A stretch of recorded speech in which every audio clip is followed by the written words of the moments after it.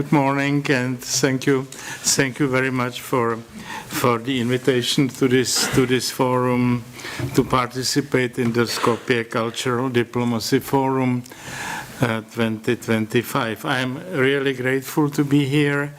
This is already my sixth visit of Macedonia. I was here, however, only as a politician, never as a tourist, which is, because of the well-known beauties of your country, definitely my fault and my mistake. I don't know whether I can improve it in the future. But I have to remember a little bit. For the first time, I was here in 2004 as President of the Czech Republic, attending the funeral of the tragically deceased President Trajkovsky. That was my first coming to this country. I will never forget the solemn and deeply respectful atmosphere that prevailed at the funeral. On the other hand, my last visit here was in 2022, when speaking at the School for Young Leaders in Ohrid, organized by my good friend President Ivanov. Seeing Ohrid is unforgettable. In my lifetime, and even in my political lifetime, the name of your country has been changed several times, which is not entirely extraordinary in Central and Eastern Europe. I have lived all my life in Prague, but I was born in the protectorate of Böhmen and Mähren, belonging to Germany in the Nazi era. The following 47 years I spent in Czechoslovakia, and the rest of my life in the Czech Republic. For me, your country is and will always be Macedonia.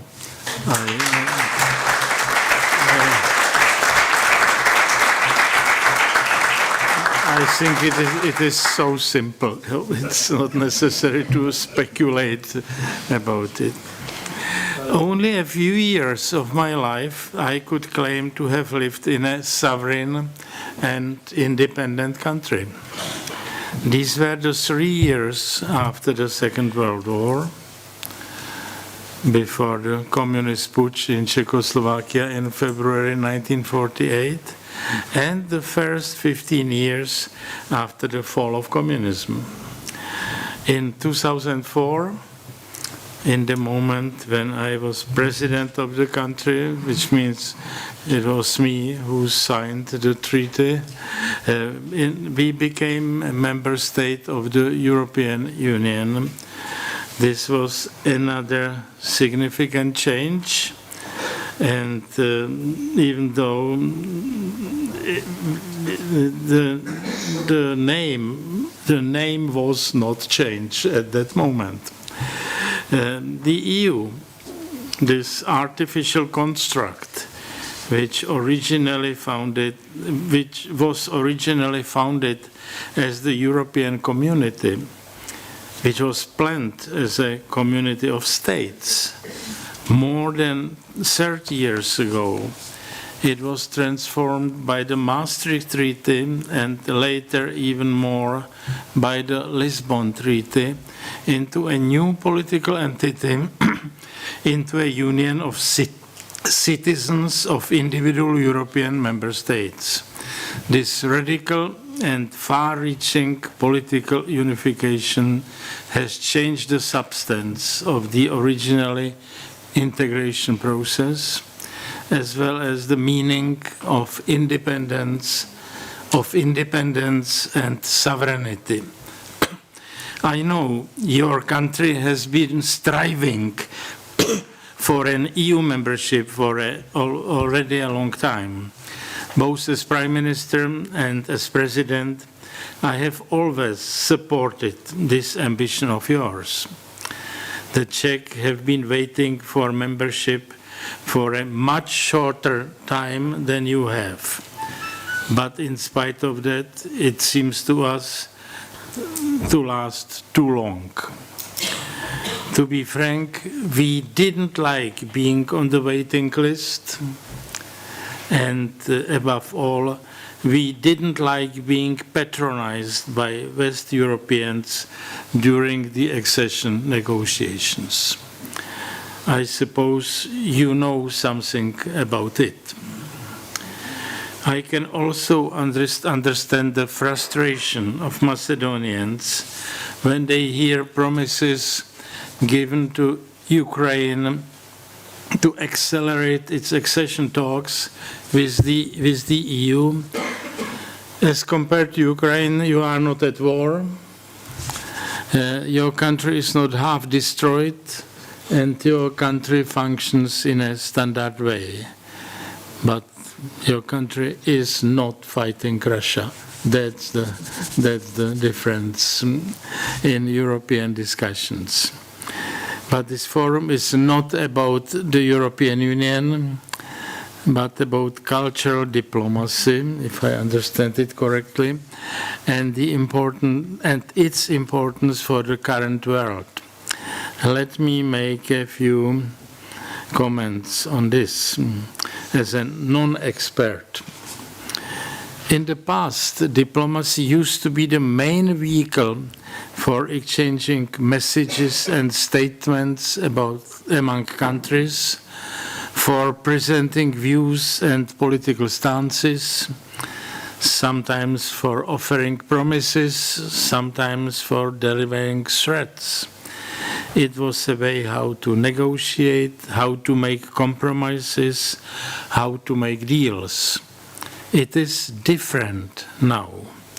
The role of diplomacy has substantially changed due to the information and transportation revolutions of recent decades, and due to the different atmosphere in the world. In the past, diplomacy meant personal visits, personal face-to-face talks. Today, it is very often sufficient to send an email, which in my understanding still belongs to the category of personal exchange of views.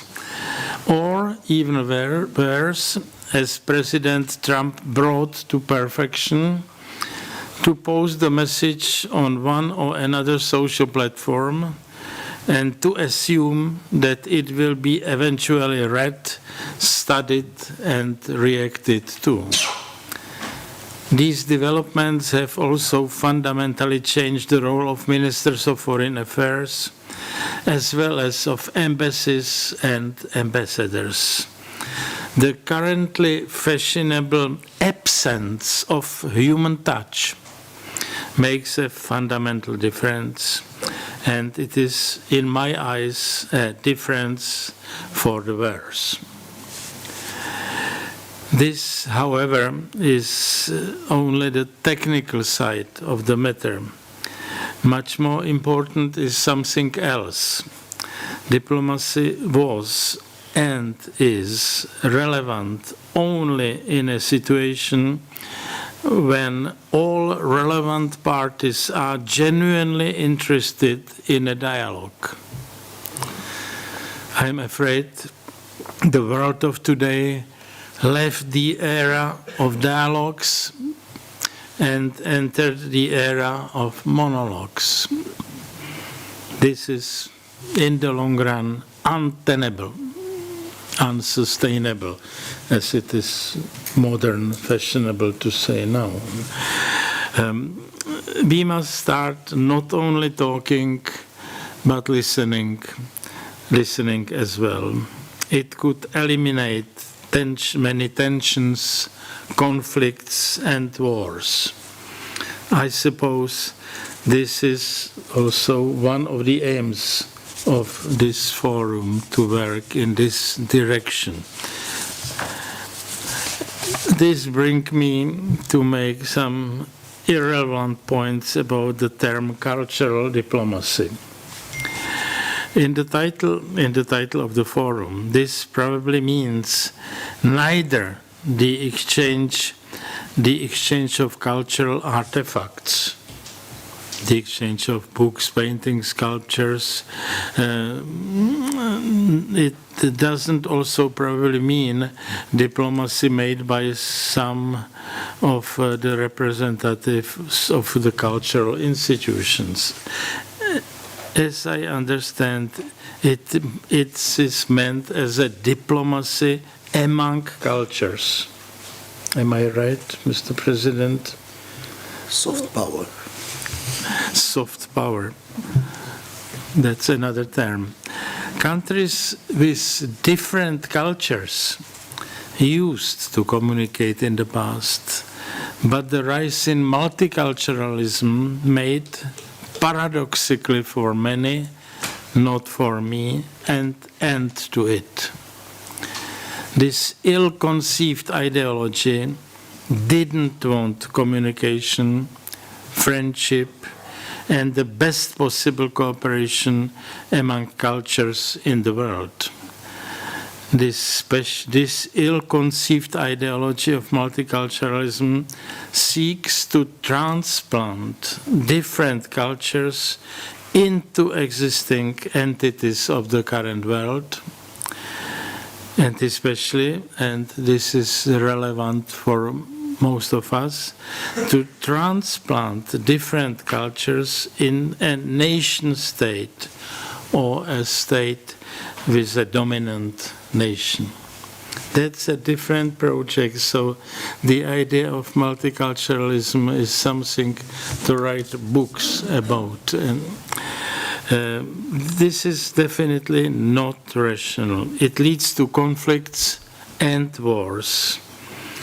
This danger is, in my understanding, the fundamental argument against the advocacy of mass migration.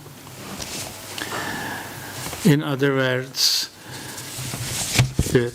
now I have to switch to German. In other words, wir schaffen es nicht.